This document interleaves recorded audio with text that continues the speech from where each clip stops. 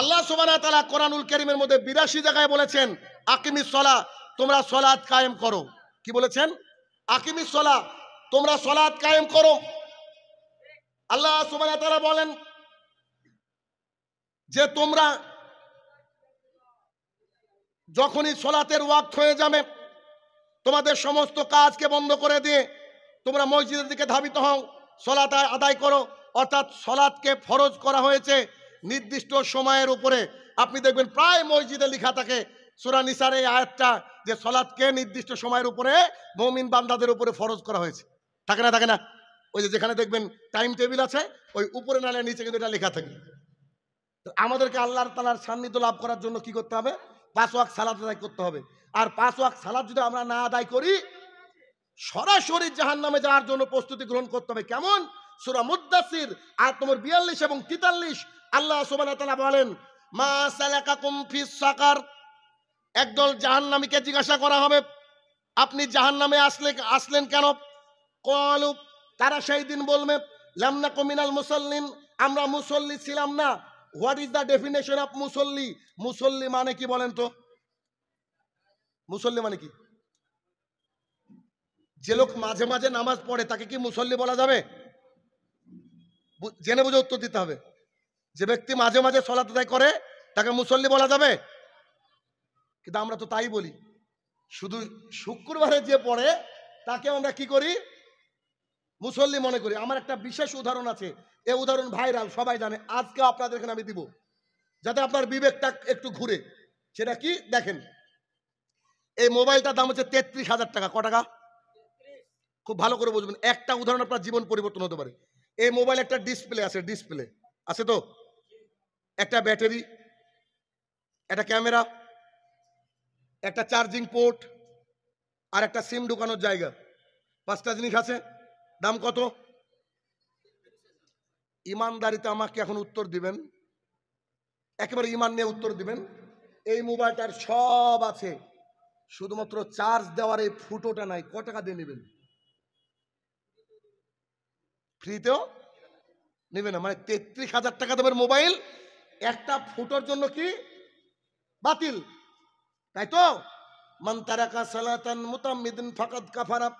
কোন ব্যক্তি যদি ইচ্ছা করে 1 ওয়াক্ত ছেড়ে দেয় সালাত, সে ব্যক্তি চণ্ডীদাস। কথা বোঝাতে পারছি না? আমি শাহিনুর রহমান, এখন আমি বলছি আজকে ফজরের নামাজ আমি পড়বো না, এটা উদাহরণ। আজকে আমি ফজরের নামাজ পড়বো না, ইচ্ছে করে ত্যাগ করলাম। আমি সকাল 5:30টার সময় শাহিনুর রহমান থাকবো না, আমার নাম কি হবে বলেন? চণ্ডীদাস। অর্থাৎ যে ব্যক্তি ইচ্ছে করে সালাতকে ত্যাগ করে দেয় সে ব্যক্তি মুসলমান নয়। সমস্ত সাহাবীদের ঐক্যমত, উলেমায়ে দ্বীনের ঐক্যমত, কি হানাফি কি শাফি, পৃথিবীর প্রত্যেকটা আলেমদের ঐক্যমত রয়েছে যে যারা পূর্ণাঙ্গ সালাত আদায় করে না, ইচ্ছে করে সালাতকে ত্যাগ করে, they are not the Muslim at all, তারা কালক্রমে মুসলমান হতে পারে না। তার মানে অনেক বাবা বসে আছেন, তার বাড়িতে সন্তানেরা কেউ মুসলমান নয়। আজকে যদি ওই সন্তান আজকে মুরগি ছাগল জবাই করে রাখে, এই গোশত হারাম খাওয়া, সৌদি ফতোয়া বোর্ড, ইহুদি জবাই করলে খাওয়া জায়েজ, খ্রিস্টান জবাই করলে খাওয়া জায়েজ। আপনার আমার সন্তান যে সালাত আদায় করে না, ও যদি মুরগি ছাগল জবাই করে, তার গোশত খাওয়া হারাম। আমি বলছি না, বলছে সৌদি ফতোয়া বোর্ড। হিসাব করে চলতে হবে। রাসূলুল্লাহ সাল্লাল্লাহু আলাইহি ওয়াসাল্লাম বললেন, আয়ুরফা ইলম, মানুষের বিবেক তুলে নেওয়া হবে। আপনাদের এই মালদা মেডিকেল কলেজে কিছুদিন আগে প্রোগ্রামে আসছিলাম, আসতে গিয়ে একজন লোক বলছে যে স্যার, আমার এক ফুপু হসপিটালাইজ আছে, উনি মারা গিয়েছেন, আল্লাহ তাআলা ওনাকে ক্ষমা করুন। উনি আমাকে বলছেন আপনার সাথে প্রোগ্রামে যেতে পারলাম না, ফেরার সময় দেখা হবে, আমার ফুপুর অক্সিজেন চলছে। তবে স্যার আমি হিসাব করে দেখলাম 1 ঘন্টা অক্সিজেনের বিল নিচ্ছে 490 টাকার আশপাশে। ধরেন 500 টাকা, 500 টাকা যদি 1 ঘন্টার অক্সিজেনের বিল হয়, 24 ঘন্টায় একটা মানুষ, মানে আপনি আর আমি আজকে 12,000 টাকার অক্সিজেন নিয়েছি আল্লাহর কাছ থেকে। বলেন তো, আমরা যখন সালাত আদায় করি না, আল্লাহ তাআলা কি অক্সিজেন আমাদের জন্য বন্ধ করে দেন? আমরা যখন সিয়াম পালন করি না, আল্লাহ তাআলা কি সূর্যকে বন্ধ করে দেন? আমরা যখন আল্লাহ তাআলার নাফরমানি করি, আল্লাহ তাআলা কি মালাকুল মউত দিয়ে আমাদেরকে তুলে নিয়ে যান? সুবহানাল্লাহি বিহামদিহি। আল্লাহ সুবহানাহু ওয়া তাআলা যদি 5টা দিনের অক্সিজেনের বিল চাইতেন। এখন আমরা অনেক কৃষক আছে, এখানে অনেক লেবার আছে, অনেক টোটো চালক আছে, যে 5 দিনের অক্সিজেনের বিল 4 মাস 5 মাস খেটেও বোধহয় পরিশোধ হবে না। সেই আল্লাহ তাআলা কিছুই তো চাই না। সেই আল্লাহ তাআলা চাই আমার বান্দারা মসজিদে আসুক। আমার বান্দারা যদি মসজিদে আসে তার বেনিফিট কি রয়েছে? আনাস ইবনে মালিক রাদিয়াল্লাহু তাআলা আনহু বলেন, রাসূলুল্লাহ সাল্লাল্লাহু আলাইহি সাল্লাম বলেছেন যে তোমরা যদি দৈনিক 5 ওয়াক্ত সালাত আদায় করো, আল্লাহর তরফ থেকে প্রতিদিন তোমাদের অ্যাকাউন্টে 50 ওয়াক্তের সালাতের যা নেকি, আল্লাহ তাআলা সেই 50 ওয়াক্তের সালাতের নেকি তোমার অ্যাকাউন্টে দিয়ে দেবে। তার মানে কেউ যদি 5 ওয়াক্ত সালাত আদায় করে, আল্লাহর কাছে কত ওয়াক্ত আদায় করলো বলেন না? 50 ওয়াক্ত আদায় করলো। কোন কোম্পানি আছে এত বড় অফার দিবে? তাহলে কি করতে হবে? আমাদেরকে বুঝতে হবে সামাজিক অজ্ঞতা। বলছিলাম যে এই যে বাপ বেটা সালাত আদায় করে না, বাড়ির স্ত্রীরা সালাত আদায় করে না, এটা হচ্ছে একটা সামাজিক অজ্ঞতা। এইটাকে কন্ট্রোল করার জন্য আপনার ইমাম সাহেবকে একেবারে সিদ্ধহস্ত হতে হবে।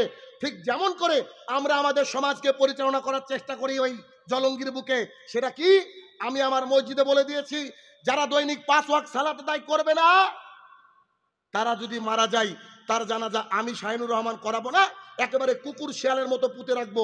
কেন পুঁতে রাখবো? কারণ উপরে থাকলে পচলে গন্ধ বাড়াবে তাই। 2, যারা সালাত আদায় করে না 5 ওয়াক্ত, তাদের বাড়ির বেটা বিটির কারো যদি বিয়ে লাগে, আমি বিয়ে পড়াতে যাব না। ঈদের পরের দিন, এই ঈদের মাত্র কয়েকদিন হলো মাগরিবের সালাত আদায় করলাম, সালাতের পর দাঁড়িয়ে গেলাম, কিছু লোক সমালোচনা শুরু করেছে। কেন? আমি যে সমাজ প্রতিষ্ঠা করেছি, এই সমাজে যারা 5 ওয়াক্ত সালাত আদায় করে না, কুরবানির গোশতের আগে তাকে আমি সমাজ থেকে বাদ দিয়ে দিই। আর যারা নতুন আদায় করে কন্টিনিউ আসে দেখি, তাদেরকে সমাজে যোগ দিয়ে দিই। এখন এরকম কিছু ঘটেছে, কিছু লোক সমালোচনা করছে, আমাকে বলতে দেন, আমাকে বুঝতে দেয়নি। আমি মাগরিবের সালাত আদায় করার পরে দাঁড়িয়ে গেলাম, দাঁড়িয়ে গিয়ে একটা বাক্য বললাম। আমি বললাম, এই যে আমার আব্বা আর এই যে আমার শ্বশুর, মানে 2 বাপ 2 দিকে বসেছিল নামাজের সময়। আমরা এটা হচ্ছে আমার আব্বা আর এটা হচ্ছে আমার শ্বশুর। আল্লাহর কসম করে বলছি, মিম্বারের পাশে দাঁড়িয়ে মসজিদের মধ্যে আমার আব্বা আমার শ্বশুর যদি 5 ওয়াক্ত সালাত আদায় না করে, আমি শাহিনুর রহমান ওই দিন যদি দেখি যে তারা 5 ওয়াক্ত আসছে না মসজিদে, তো তার পরের যে সমাজের লিস্ট, সেই লিস্ট থেকে তাদের নামটা কেটে বাদ দিয়ে দেব। তার বাড়িতে কোরবানির গোশত যাবে না। বলেন সমাজ পরিবর্তন হবে না? 100% হবে, হতে বাধ্য। তাহলে কি করতে হবে? সমাজকে পরিচালনা করতে গেলে রাসূলুল্লাহ সাল্লাল্লাহু আলাইহি ওয়াসাল্লামের নীতিকে অ্যাপ্লাই করতে হবে। দাড়ি রাখা ওয়াজিব, আমরা দিন রাত বলবো যে দাড়ি রাখা ফরজ, আপনি রাখেন রাখেন রাখেন। তবে দাড়ি যদি নাও রাখেন, তারপরে আপনাকে আমি সমাজ থেকে বাদ দিব না। পর্দা করা ফরজ, আপনার বউ বিটি পর্দা করে না, বিহার মতো চলে, দিন রাত দাওয়াত দিব, কিন্তু আপনার বউ বিটি পর্দা করে না, তারপরে আপনার জন্য আমি সমাজকে বাদ দিইনি। কিন্তু হাইয়ালা সালাত ডাকে যদি আপনি মসজিদে না আসতে পারেন, আমি আপনার নামকে কাটতে বাধ্য। আপনার ইমাম সাহেবকে বুকের পাটা নিয়ে সামনে জুমার খুতবায় আমি যে 2টো বাক্য বললাম, এই বাক্য যদি বলতে পারেন, তাহলে রানীনগরে একটা মানুষও বেনামাজি থাকবে না ইনশাআল্লাহ। থাকবে না বেনামাজি, থাকবে না, অসম্ভব। কিন্তু দুঃখের বিষয় কি জানেন তো? ইমাম সাহেব এমন এমন নিযুক্ত হয়, আমি আপনার ইমাম বলে চিনি না, আমি জানি না, বলছি না, এমন এমন ইমাম নিযুক্ত হয়, ইমাম সাহেব মানুষের মুখের দিকে তাকিয়ে কথা বলে। ও এর বিরুদ্ধে যদি কথা বলি তো শেষ, ওর বিরুদ্ধে যদি কথা বলি শেষ। তাহলে রাসূল সাল্লাল্লাহু আলাইহি ওয়াসাল্লামের দিন যেটা, সেটা সমাজে কি হবে না? প্রতিষ্ঠা পাবে না। আল্লাহর রসুলের যে দিন, তা প্রতিষ্ঠা পাবে না। প্রতিষ্ঠা পাবে কি? গৃহপালিত ইসলাম। যেমন করে গৃহপালিত গরু হয়, গরুর গলায় রশি বেঁধে যেদিকে টানবেন সেদিকে যাবে। আর আপনার আমার ইসলামটা সমাজে এরকম যে আমরা গলায়, ইসলামের গলায় রশি দিয়ে যেদিকে টানছি, আমাদের ইসলামও সেদিকে, ইসলামও সেদিকে। তাহলে কি করতে হবে? সামাজিক অজ্ঞতা। 3 নম্বর পয়েন্ট, সামাজিক অজ্ঞতার 3 নম্বর পয়েন্ট, আমাদের সমাজে যে বিবাহ হয়, বিবাহ, আচ্ছা একটা প্রশ্ন, আমার সামনে যে লোক রয়েছেন বাবা জীবন ভাইরা, কারা কারা মুসলমানের বিয়ে খেতে গিয়েছেন, বিয়ে পড়ানো দেখেছেন এবং বিয়ের কাজে সহযোগিতা করেছেন? ওটা হাত তুলেন তো। কি গো, আমার কথা বুঝেন না আপনারা? একেবারে আমি ইংরেজির মাস্টার, তারপর আমি ক্লিয়ার বাংলায় কথা বলছি গো। কারা কারা মুসলমানের বরযাত্রী গিয়েছেন, বিয়েতে গিয়েছেন, একটু হাত তুলেন না গো, দেখতে চাই। আচ্ছা রাখেন। যদি স্ট্যাম্প পেপার থাকে, স্ট্যাম্প পেপার বুঝেন না, স্ট্যাম্প পেপার নিয়ে আসেন। আমি এখানে বসে, ওই রুমে যাওয়ার আগে আমি এখানে বসে আপনার স্ট্যাম্পে লিখে দেব আপনারা কেউ মুসলমানের বিয়েতে যাননি। এত বড় সাহস? জি, যাচাই করেই বলছি, যাচাই আপনাকে করে বলছি। দুঃখে পড়ে বই লিখতে বাধ্য হয়েছি, বিবাহ একটি ইবাদত। দুঃখে পড়ে বইটা পড়লে মনে হবে আপনার যে আমরা কেউ মুসলমানের বিয়েতে যাইনি। দেখবেন, একটু দেখাই সামাজিক অজ্ঞতা কাকে বলে, একটু দেখেন খালি। আপনারা যদি হ্যাঁ হয় আমার সাথে হ্যাঁ বলবেন, না হলে বলবেন এটা নয়। এক নম্বর, যখন কারোর বিবাহ করার প্রয়োজন হয় তো ছেলে বাবাকে বলে, খুব কম বলে সমাজে, বাবা গ্রামের লোককে বলে যে আমার একটা ছেলের বিয়ে দেবো, এটা মেয়ে দেখেন তো। যদি এটা কম হয় ফেসবুক ইন্টারনেটে, সেটা কম হয়, ওরাই পছন্দ করে আর কি, ওই চ্যাপ্টার বাদ। তখন বাবা করে কি, ও তুমি বিয়ে করবা, কোনো মেয়ে কি পছন্দ আছে? তো জি, রানীনগরের একটা মেয়েকে দেখেছিলাম, অমকের একটু ভালো। তখন দেখেন বাড়িতে যেটা ঘটে, একটু মনোযোগ সহকারে দেখবেন। তখন বলছে ঠিক আছে, মেয়েকে কে কে দেখতে যাবে তার একটা লিস্ট তৈরি হয় কি হয় না? হয়তো।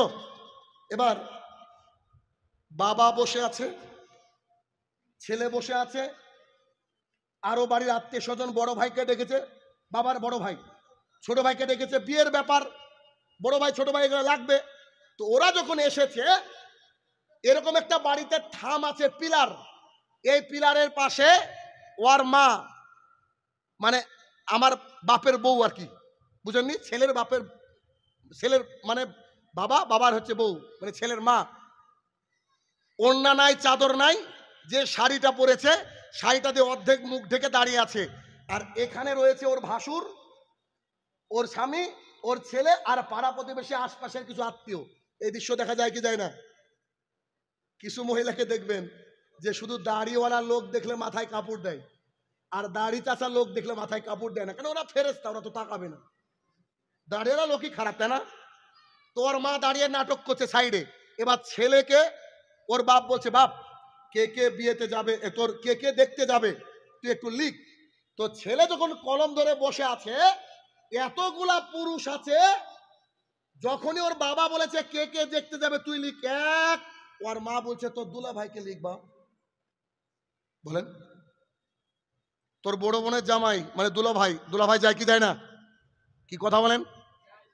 দুলা ভাই গেল, ছেলের চাচা, হ্যাঁ এক নম্বরে, ছেলের চাচা গেল, ছেলের কয়েকটা ফ্রেন্ড গেল, আর এলাকার একটা প্রবীণ দাদু গেল। এবার এরা গিয়ে ওই বাড়িতে চলে গেল।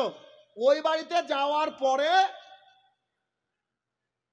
এরকম করে চেয়ার দিয়ে, সুন্দর করে, যে চেয়ার দেখছেন না, এরকম করে চেয়ার নিয়ে বসে আছে এই টিম আর কি, এই যে বিবাহ দেখার টিম এরা, ঠিক আছে। আর মেয়েটা এরকম, যে ক্যামেরা আছে, এখানে একটা চেয়ার পাতা আছে, বাড়িতে যত রকমের সুন্দর পোশাক ছিল, ফেয়ার অ্যান্ড লাভলি যা কিছু আছে সব কিছুতে রেডি হয়ে মেয়েটা এসে এখানে বসেছে।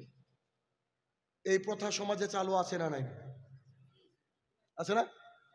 আমাকে একটা প্রশ্নের উত্তর দিবেন, সমাজদার কেলে ইশারা কাফি।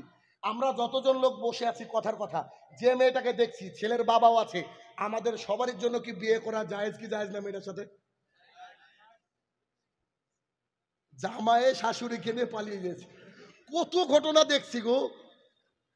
তো বাপ ছেলের বিয়ে দেখতে গিয়েছে, বাপের জন্য কি ও মেয়েকেও বিবাহ করা জায়েজ, যতক্ষণ ও ছেলের সাথে কবুল বলছে। তার মানে সোজা কথা, আমাদের সমাজে এটা প্রচলিত আছে, একেবারেই হারাম, সুস্পষ্ট হারাম। মহিলাকে কে দেখবে? মহিলার বাবার উপস্থিতিতে শুধুমাত্র যে বিয়ে করবে সে দেখবে। শাহিনুর রহমান সাহেব ড্রাইভার হিসেবে গিয়েছি, চান্স পাবেন কি না? আপনাকে বাড়ির বাইরে থাকতে হবে। সামাজিক জাহালাত দেখেন, 1 2, যখন বিবাহ পছন্দ হয়ে গেল,